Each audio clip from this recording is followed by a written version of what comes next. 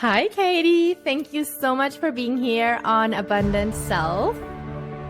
Thanks, Jules. I'm so excited to be here. Yay! Me too. And I think before we start with the topic of what we want to speak about today, it's very important for our audience to know who you are. So maybe you can give us a quick introduction of who you are, what you do, maybe how we got to know each other, all the things. Just go for it. Yeah, okay, perfect. So I'm a mindset and manifestation coach, and I specialize in EFT tapping. So that is my absolute passion. I found it's changed my life dramatically, but the power it has, it means anything is basically possible in your life. So I'm super, super passionate about doing that. And we met through Sam's program A&A. So we were in that program together. And yeah, it was incredible. We got started talking. We realized we had a lot of the same passions and interests. So yeah, definitely a highlight of doing that program. Yes, I feel like that's what is the beauty also of not just like investing. You just don't just invest in yourself, right? If you decide to choose like a mastermind mentorship or group coaching program or any coaching program of any kind, it's the people that you meet on the way as well. Mm-hmm. Like you are meant to meet these people at that exact time because that's the whole part of the journey as well. So I'm just so excited that we met and that we are now here on my podcast. So I know, really, really cool. And we've been planning that for a long time. So now it's finally happening. And I also feel like that you, especially what we were saying about how EFT changed your life, there will be a few really important nuggets I think that the audience can take from today, from our conversation.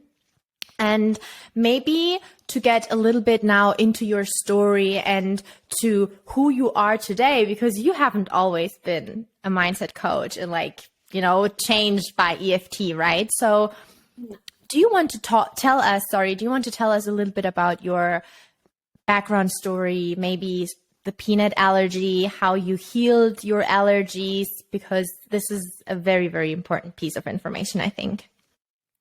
Yeah. So you're right. I definitely have not always been a mindset coach.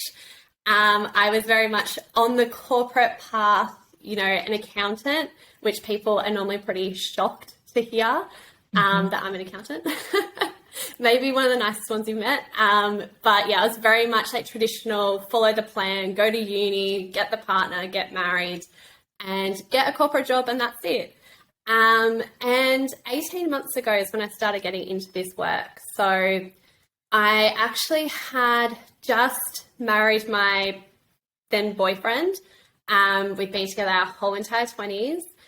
And about a month in, things weren't working. A lot of stuff came up and I started looking at my life, wondering what was I doing. I felt so stuck.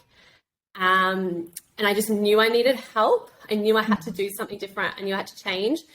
And one day I was listening to a podcast and they mentioned EFT. And I was like, what is EFT? That started the whole spiral for me. I started learning about like your conscious and subconscious mind, which we'll talk about, that we're all energy, that our beliefs control us. I started doing all the inner work and realizing that I was very much like a people pleaser. I had no boundaries. I was terrified of making someone upset. I hated being left out. I tried to control everything external. And in doing so, like I literally had no idea who I was. And I really think I'm now divorced, but I think that catalyst of the relationship was really the universe kind of shoving me, being like, nah, you're going down the completely wrong path. Yeah, like we need to redirect you like ASAP. And I can see that now that I'm through it, I'm like, oh, I have that gratitude for it. At the time, it was like the worst time in my life. I felt like there was never, ever going to be an end. But yeah, it brought me to EFT. So I might just touch on what EFT is quickly. Yeah. Yeah, sure. We've had an episode before with an EFT practitioner on the show, so I think the audience is a little bit more familiar. However, feel free to share your perspective on EFT or how you practice it, as it is really individual, right? Yeah. So I might speak about the EFT I'm qualified in because it's a little bit different from my understanding. So the EFT that I use it's called EFT matrix reimprinting. So matrix is that whole concept that time is not linear. All time is happening at the exact same time. So if you envision it like a literal matrix, all possible versions of you exist in that field. And depending on your beliefs, your actions, your thoughts, you get to access different versions. But it also means all your past selves, so like all the versions of younger you, still exist. And this is really important because those versions of you are still carrying unprocessed trauma, unprocessed emotions, and that's what's causing you to get triggered in your current day life. So when someone, for example, like stands you up on a date, for example, you get triggered in that moment. Now, there is a reason you feel that way. You don't feel that way you haven't just decided today I'm going to feel this way. There is a previous experience or memory where you had something really similar and you made a belief about yourself in that moment. And then that is what's actually being triggered within you rather than the current situation itself. So with EFT matrix reimprinting, we go back into the memory. So like as our current day selves today, I've gone back in and I've helped myself when I'm like 18 months old, like in the womb, I've gone back. 5, 10, like all these different ages, because even though we like consciously don't remember, and when I say consciously, it's like me and you having this conversation now, Jules, like we're like present in this moment. That's what the conscious mind is. The subconscious mind is all like your beliefs, like walking, talking, driving, like things you don't have to think about how to do. They're just breathing. Breathing, yeah, that's a beautiful one. Breathing, like that's all stored in that mind. So if you think about it, well, you don't have to think about it to access it. And that's the exact spot where your beliefs are. So often you're not even aware that you're doing this, but your body remembers. So like going back to my example of when you're being stood up on the date, like let's say you felt like sadness in your stomach or a tightness in your throat. That is what we follow. We call it chasing the energy, and we tap into that energy and then a memory reveals itself. And then you go in as your current day self to use EFT to clear whatever limiting beliefs you made about yourself. And then you get to help reparent and like rewire your younger version's beliefs. And that then shifts your current day reality, because once you no longer believe something, you're no longer an energetic match for it. Wow. Yeah. There was so much information already. Wow, that's amazing. It's so great. Just please feel free to share anything that comes up, because this is very, very valuable. And I'm pretty sure that the audience will benefit from it. I do. So wow. Okay, cool, Katie. Let me think about where to go deeper, because you've touched base on so many topics. I think especially the whole like EFT tapping, since it's so different for, different people. Can you give us an example how it looked like for you? Yes, you said like you went back, but did you, for example, in your mind, we tap. So did you say out certain things, or did you, how does like a practice look like? Yeah, great question. So it's quite individual. So often like I'll talk with my clients about what's going on in their lives now, because there might be a block that they're not aware of. Or sometimes they come and they're like, oh, I've got this memory and it's just really painful. I want to work on that. So in that case, we've got a starting point. But if we don't really know a memory, we just kind of tap into that energy and feel it. So we will just start kind of tapping through all the different points. And I'll just ask them some questions like, where do you feel it? Is there a color? Now, color is important because color is the language of the central nervous system. So that gives me as a practitioner an idea of already what's going on for you. And people are often like, if you think about it, you're like, oh, I don't know what color an emotion is, but it's just whatever comes to your mind first. Yep. It's all perfectly correct. So we kind of just follow that energy and we just tap through it and we just talk through, let's say they're feeling really sad. So we just tap through the points and say, feeling really sad. I'm feeling it in my stomach. It feels dark blue in color. And we'll just keep tapping and focusing on that energy and a memory will come up. And then once we've got that memory, that is the starting point. And often that memory won't be the only one. Generally, there's at least 3 or 4 if there is a core belief, and then you follow the energy through and you get back to like the originating trauma. Wow, that's so interesting and so powerful. Like, I mean, what I just know from your experience, right? You have healed, is that right? You have healed your peanut allergy with EFT or through EFT tapping. Yeah, that's wow. Right. And now you help other people or women in this world to also find these traumas through EFT tapping? Yeah, that's right. And so I don't just focus on allergies, it's anything. So like if you want to move forward in your business, but you feel like it's a bit stuck, you're not quite getting there, there'll be a belief that's stopping you. Same in your relationships, like love, money. EFT works for absolutely everything. Yeah. Yes, that's beautiful.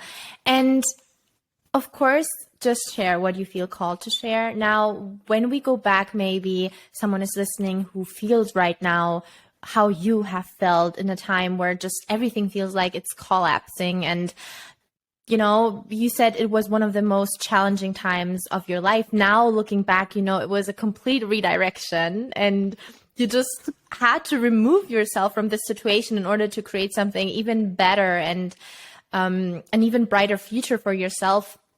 But what got you out of there in that moment, or at least say, how did you kind of like give yourself that motivation and to pick yourself up every single day, even though it was so hard?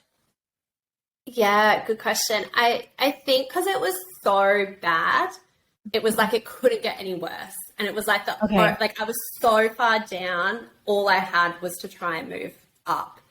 So I probably for the first time in my life just started learning to trust myself. So when things like the word EFT were mentioned to me, it felt weird that I was so interested.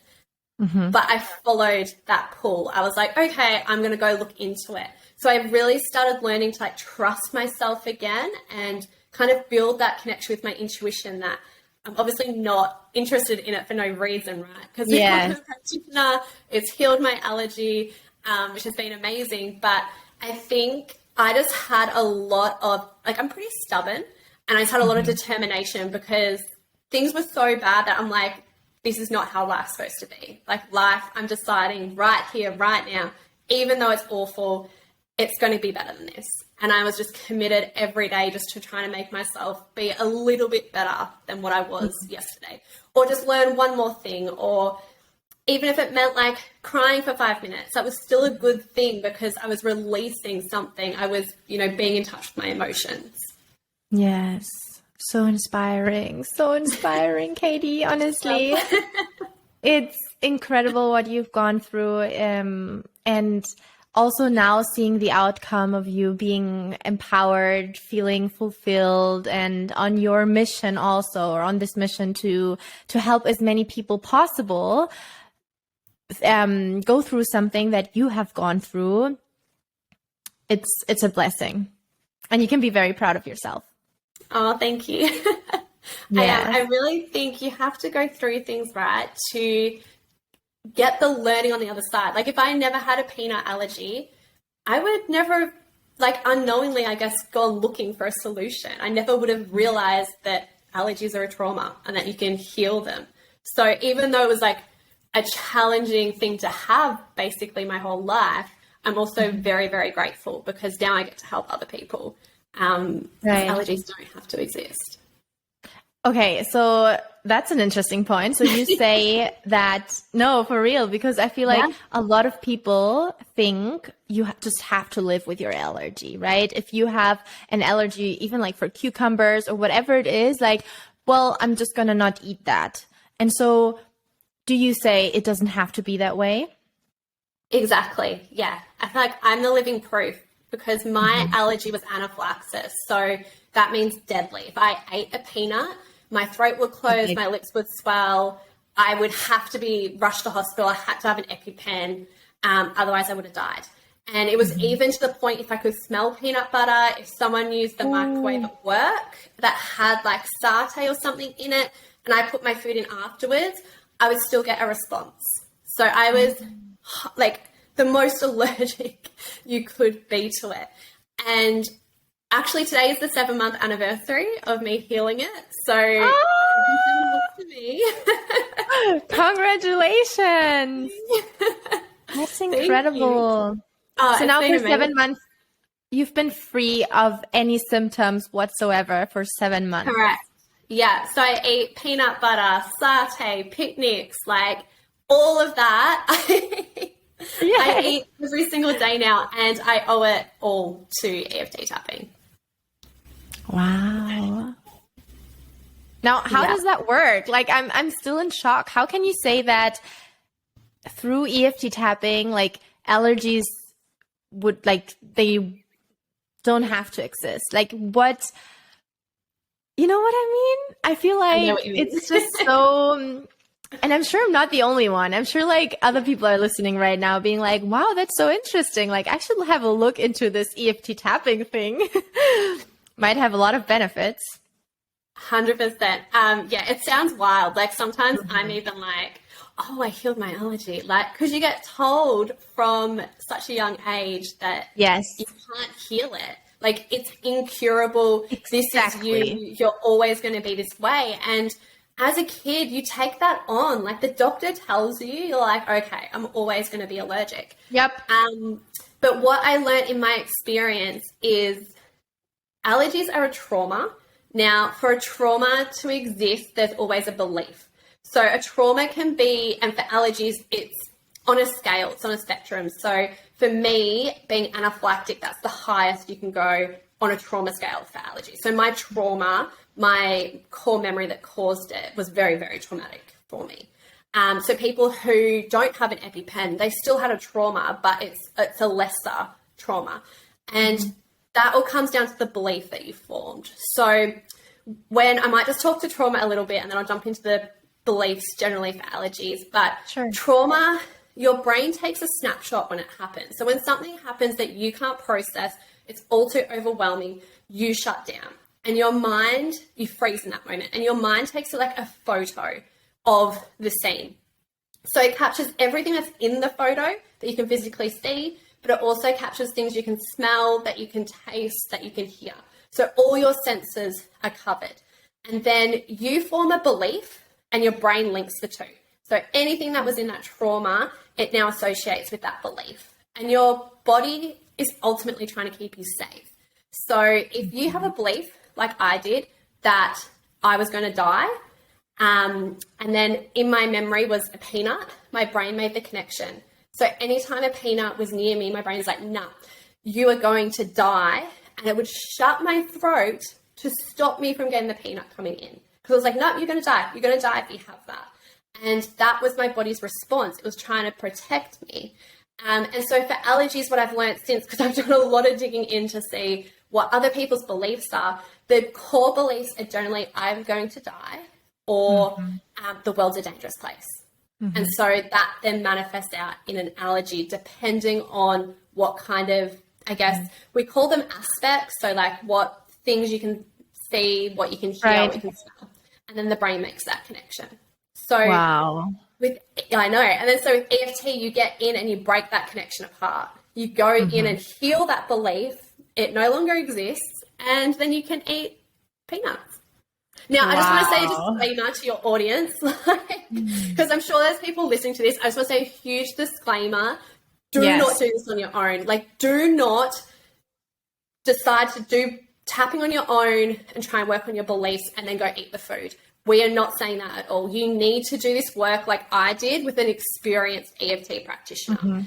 And you have to take the necessary steps to test it. So it's not that you just do an hour of tapping and you go eat the food. You need to be doing skin tests. You need to be following all those like proper like medical procedures, because sometimes you might not clear it in one session. You might need multiple. And often people with allergies have a reason to hold on to it, because it gave you attention. You got extra attention because you had an allergy. And that was one of my beliefs. So I had to do more work to clear it to then truly heal it. So I just want to say that as a disclaimer. I'm sure everyone listening is very aware, but please work on it. Yeah. No, absolutely. I'm glad you mentioned that as well, because that was also something I wanted to touch on, just saying that, of course, it always takes time. And now, even if you say it's so much better to get professional help and hire an EFT practitioner who is certified in what he or she is doing, and maybe even has experience already healing other people's allergies, then that is the way to go. 100%. Yeah. Because like everything, like it's the same with everything, right? Everything is a journey. Like it just won't happen. That's why it's really good also, Katie, thanks to you saying it doesn't happen in one session either. Like it's a process. So maybe we can speak about how long, now you've been saying 7 months free, but how long has it taken you for this process from going to like, I cannot eat peanuts at all, to realizing, hey, I think I actually just healed this? So for me, it was 2 sessions. So wow, nothing. I know. The first one, we got back to the memory. So I was 18 months old, and we accessed that and healed that. And that was wild, because I didn't remember, but my body did. And like the amount of fear and like the crying I experienced, the release I had, like it was incredibly hard. And I probably just want to highlight that doing this work is not easy. Like you have to be prepared to go to like the deep depths and really like witness what you're feeling and, you know, shift it and heal it. So yeah, 1 session for that, but then it also comes down to, do you believe that you've healed it? So I did that session and I was like, I was just not sure. I hadn't really tested it. I rubbed some peanuts on my lips. I didn't really have like a response, which normally I would, but I was still pretty scared. And so I just knew that there was still something else. It wasn't like fully cleared. So I booked a second session in with my trainer, and we realized I was holding onto it because as a kid, I was center of attention because I had the peanut allergy. And so everything kind of always revolved around me, and my younger version was wanting to hold on to it. She's like, well, how do I get attention now? Like, if I don't have this allergy, who's going to give me attention? And so I really had to work on that with her. And clear that in that session to be like, no, there's so many other ways that you can get attention. Like, look at all the ways in your current life that you are getting, you know, the attention that you wanted back then. And so, yeah, after that session, that's when I tested it properly and had my first ever peanut that I deliberately picked up and ate. And ever since then. Wow. That's incredible. I'm just like, it's so wild. And I think your story is so inspiring. I know I've said that before, but now knowing a little bit more and knowing that you successfully healed an allergy that you've picked up with 18 months, like as a baby, until now, adulthood. So there is hope, right? Like for anyone 100%. listening, there is hope. Like you can heal. It doesn't matter how old you are, for how long you've had certain like diseases or allergies. Like it all starts from up here and from within.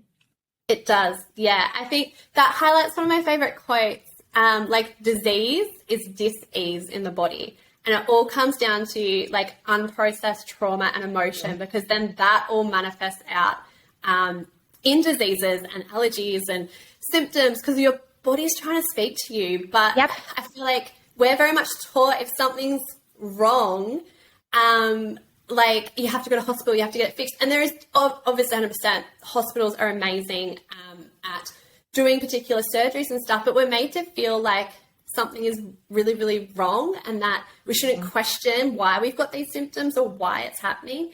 And the thing is, it's happening for a reason. For a reason. It's just, you got to get curious about it. Yes.